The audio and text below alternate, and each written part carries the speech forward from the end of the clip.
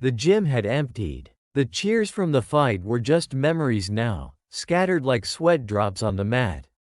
Christopher sat at the edge of the ring, his hands still wrapped, his shirt soaked through. He hadn't won, but he hadn't lost everything either. Weeks had passed since the fight against Leo Reyes, the undefeated local champion. Christopher had made it through all the rounds. No knockout, no shame, but no victory. And yet, people clapped for him. The crowd respected him. Even Leo came over and hugged him when it was done. But none of that silenced the voice in his head that whispered, "You still didn't win." He pulled off the tape from his knuckles slowly. The sting of it felt honest. Christopher returned to the restaurant the next day. The apron felt heavier than the gloves. The kitchen was hot, and the noise was sharper than he remembered. Orders flying in, oil sizzling, the manager shouting, "Yo, champ," one of the line cooks grinned. "You're famous now." Christopher forced a smile. "I'm just here for the steak special, man." He moved like a ghost behind the grill. Faster than most, but slower than himself. He didn't want to be here. But he didn't know where else to go. At night, he jogged. Not for training, for breathing. He ran past street lamps, past closed shops, past the gym. And every time he passed it, he slowed. The lights were still on. One night, he stopped completely. Inside, the ring was empty, but the far corner was filled with kids. Teenagers, some small, some tall. All of them throwing awkward punches. Laughing too loud. Missing their jabs. And there next to the heavy bag was Coach Teddy. Older, but still loud as ever. Christopher watched from the doorway. No one noticed him. Then a kid tripped over his foot trying to pivot. Teddy barked a laugh. "You got more grace than a broken chair."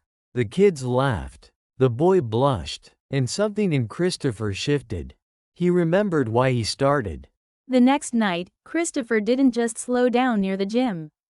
He walked in. Teddy was taping a kid's wrists and didn't look up right away. But when he did, his face split into a grin. "Well damn," he said. "Look who finally stopped pretending the grill is a career." The kids turned around. Some recognized him from the fight. One of them whispered, "That's the guy who went the distance with Reyes." Christopher rubbed the back of his neck. "I'm just here to watch."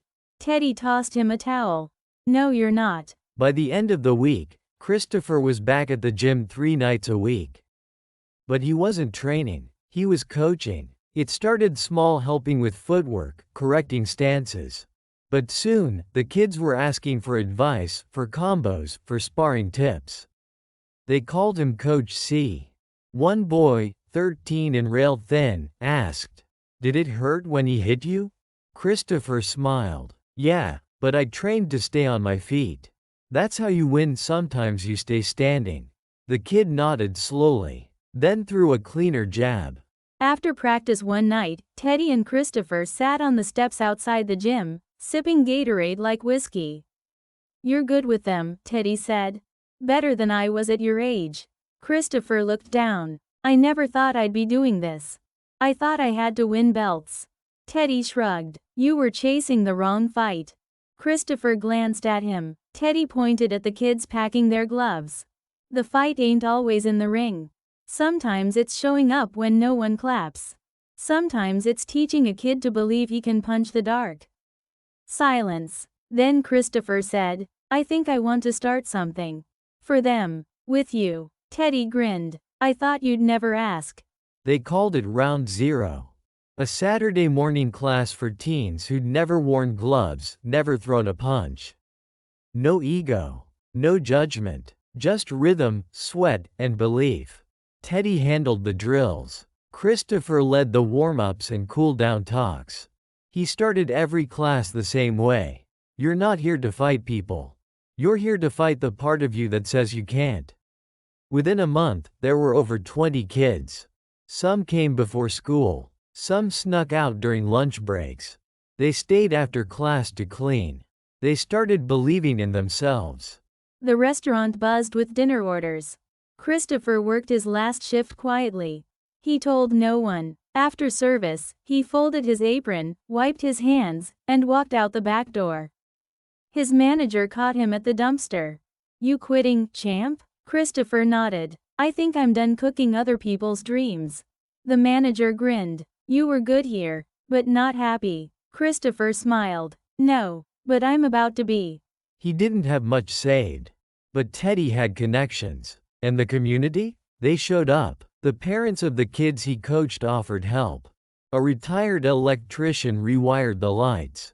A baker down the street donated protein bars every Monday.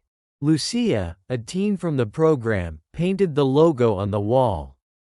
Stand tall boxing, where every round starts with respect. Christopher walked into the space on the first day of opening. No gloves yet, just mats and mirrors. But he stood in the center and said to himself, This is the win I didn't know I was fighting for." 6 months later, Christopher was back in the ring. Not to win. To show the kids how to stand and fall with grace. It was a small local charity match. His opponent was a younger fighter, quicker, sharper. Christopher knew from the first round this wouldn't be his win. But it would be his lesson. He stayed up every round. He smiled through every punch. And when the final bell rang, he raised his own hand before the ref did.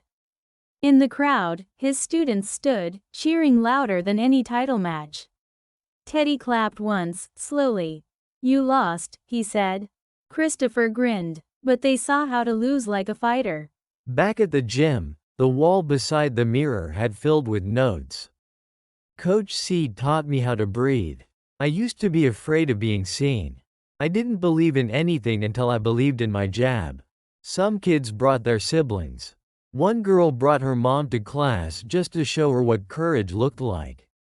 Christopher read each letter on days when doubt crept in. And on the 1-year anniversary of the gym's opening, he added his own note. "Thank you for saving me from thinking I had to win to matter." One evening, after class, a boy named Isaiah stayed behind. He was shy, didn't talk much. He handed Christopher a wrinkled notebook. "Coach," he mumbled, I wrote about what this gym means to me. You can read it later." Christopher took the notebook. The last line on the page said, "Coach C never told us we were weak. He reminded us that we were stronger than we believed. And he didn't teach us how to fight. He taught us how to stay." Christopher closed the book and looked out the gym window. The sky was orange. The streets were quiet. And inside him, something settled. Not the roar of victory, but the quiet strength of knowing he had become what he needed most when he was their age. He hadn't won belts, but he had built something unshakable. A ring that didn't end in ropes, but in hands, in hearts, in hope.